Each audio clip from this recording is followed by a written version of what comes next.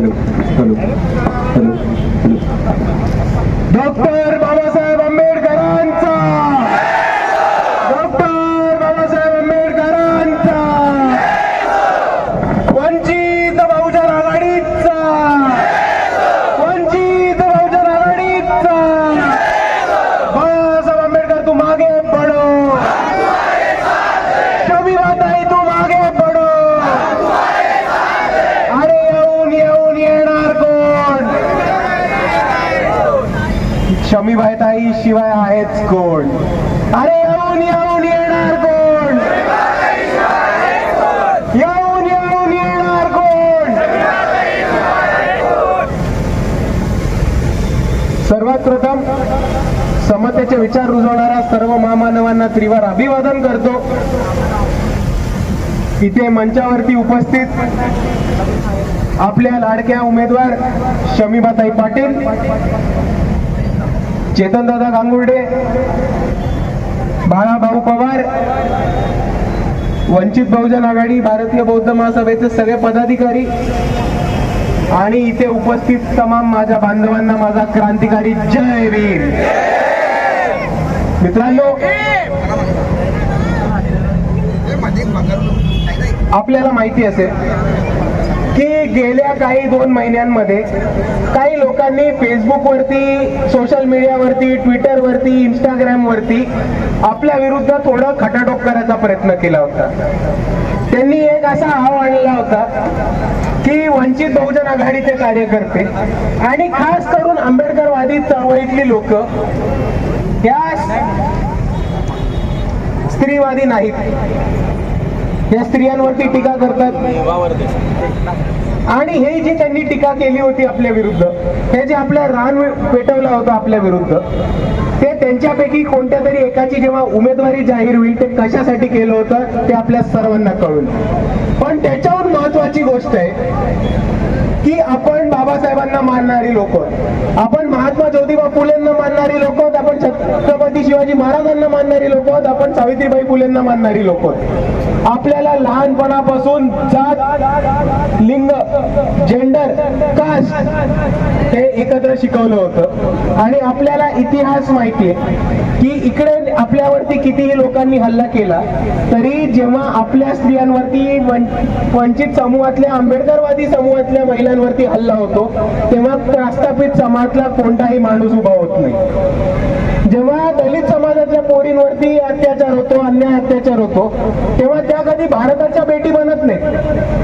भारताच्या मुली ह्या फक्त सवर्णाच्याच मुली बनतात.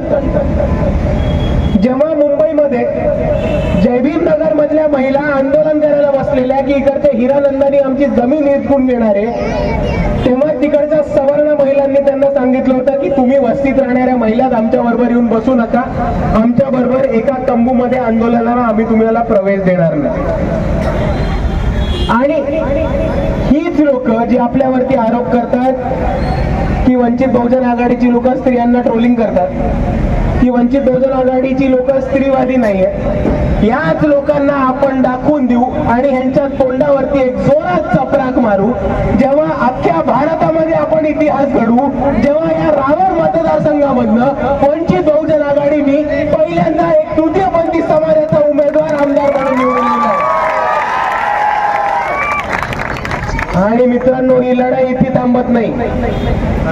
आता शमीबाताई म्हणाल्या की आपल्याला दादांना आणि भाऊंना प्रश्न विचारायचे. तर ताई, इकडे असलेल्या प्रत्येक तरुणाच्या वतीने मी तुम्हाला आश्वासन देतो की नुसतं प्रश्न नाही विचारणार, तर आता या भाऊंना आणि दादांना घरी बसवल्याशिवाय इकडची जनता राहणार नाही, हे तुम्ही लक्षात ठेवा. आणि इकडची लोक आपल्या विरुद्ध अन्याय करतात, गोंधळ घालतात, कांगावा करतात, आपल्या विरुद्ध प्रचार करतात की वंचित बहुजन आघाडी बी टीम आहे, वंचित बहुजन आघाडीने काँग्रेसला समर्थन दिलं पाहिजे. अरे आम्ही लढलो तर तुमच्या पोटात एवढं का दुखतं? आमचा जन्म तुमच्या भाऊंना आणि दादांना आमदार खासदार बनवायसाठी नाही झाला. किती दिवस यांची मक्तेदारी टिकून ठेवायची? आता आपण वंचित बहुजन आघाडीच्या स्वरूपात दाखवून देणार आहोत की आंबेडकरवादी चळवळीतलं तरुण पण राजकारणात येतात, निवडणुका लढतात आणि आमदार सुद्धा होऊन दाखवू शकतात. आपली चळवळ ही इकडच्या प्रत्येक वंचिताला सत्तेत बसवण्यासाठी आहे. आपली चळवळ इकडच्या भाऊंना आणि दादांना आणि त्यांच्या पोरांना आणि त्यांच्या पोरांना सत्तेत पाठवण्यासाठी नाहीये मित्रांनो.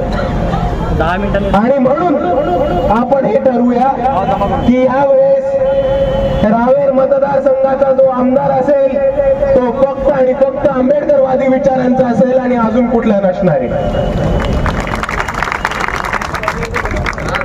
आणि मित्रांनो, हे आपल्याला बी टीमचा आरोप करतात आणि म्हणतात की वंचित बहुजन आघाडीने महाविकास आघाडीची युती करायची.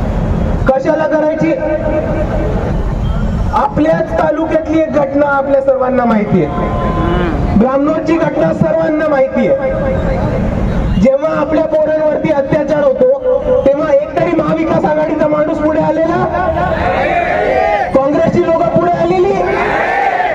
उलट काँग्रेसच्या लोकांनी जाऊन निवेदन दिलेली पोलिसला की आमच्या पोरांना अटक करा, बहुतांच्या लोकांना अटक करा. मित्रांनो, आपल्या सर्वांना इतिहास माहिती आहे की 2019 मध्ये भीमा कोरेगावच्या विरुद्ध जेव्हा आपण एल्गार फुकवलेला तेव्हा ह्याच सरकारने आपल्या पोरांना कोम्बिंग ऑपरेशन करून जेलमध्ये टाकलेलं. ते जे कोम्बिंग ऑपरेशन बीजेपीने केलं तेच कोम्बिंग ऑपरेशन ब्रह्मोसच्या घटनेनंतर इकडच्या काँग्रेसने केलं. आणि जर इकडच्या प्रस्थापित ते शिवसेना असो, राष्ट्रवादी असो, काँग्रेस असो, भाजप असो, फुकटचे केसेस करून दलितांच्या आंबेडकरवाद्यांच्या पोरांना जर जेलमध्ये अडकवणार असतील तर इकडचे आंबेडकरवादी या व्यवस्थेला आणि या प्रशासनाला मातीत गाडल्याशिवाय थांबणार नाहीत, एवढा आज आपण निर्धार करू. आणि मित्रांनो, किती वेळ यांना आमदार करायचं, किती वेळ यांना यांचीच घरं भरू द्यायची? साधा विकास कामं नाहीत आपल्याकडे. आता मला सांगा, आपल्यापैकी किती लोकांच्या हाताला नोकऱ्या आहेत, किती लोकांच्या हाताला रोजगार आहेत? इथे एक महत्वाची आपली MIDC बनू शकली असते. आपल्याला माहिती आहे आपल्या विभागामध्ये केळीचं खूप मोठ्या प्रमाणात उत्पादन होतं, केळ्यांची खूप बागा आहेत. त्याच केळीच्या बागाला जर पकडून आपल्या रावेरमध्ये एक MIDC उभी झाली असती तर 1 लाख पेक्षा जास्त रोजगार इकडच्या तरुणांना उपलब्ध होऊ दिले असते.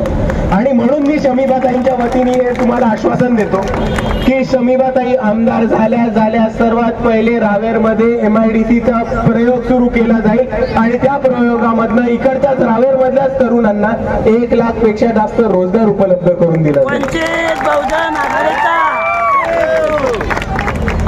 आणि मित्रांनो, हे फक्त आपल्या बरोबर चालू नाही, हे इकडच्या मुसलमानांबरोबर सुद्धा चालू आहे. कितीतरी घटने झाले, कितीतरी दंगली झाल्या जिकडे इकडच्या काँग्रेस आणि भाजपची लोक एक झाली. हे लोक एकत्र येऊन एकतर्फी तक्रारी दिल्या, एकतर्फी कारवाई झाली आणि फक्त दलितांच्या आणि मुसलमानांच्या पोरांना जेलमध्ये टाकलं.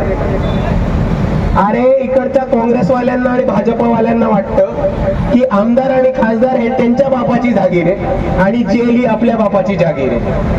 आता टाइम त्यांची विचार उलट पलटी करण्याचा आलेला आहे मित्रांनो. आता यावेळेस दाखवून देऊ की तुमच्या बाबाची जी जागीर आहे ती आम्ही मतदानातनं, मतपेटीतनं आमची जागीर कशी बनवतो ते फक्त तुम्ही बघत राहा. एवढं म्हणून मी माझे 2 शब्द थांबवतो. जय भीम, नमो बुद्धाय, जय वंचित.